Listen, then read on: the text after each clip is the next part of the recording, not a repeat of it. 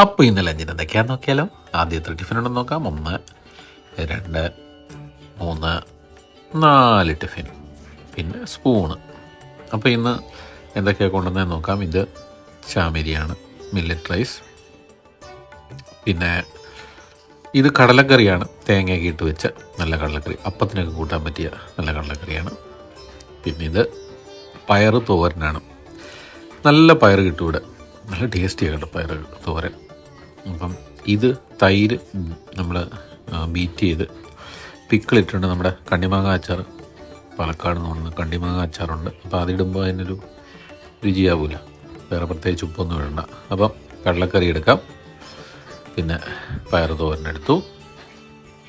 അല്പം തൈരോടെ ചേർത്ത് നമുക്കൊന്ന് കഴിച്ച് നോക്കാം. നല്ല ടേസ്റ്റി കോമ്പിനേഷനാണ്. തൈരും കടലക്കറിയും തന്നെ മാത്രം മതി, പയർ തോരനൊന്നും പറയണ്ട.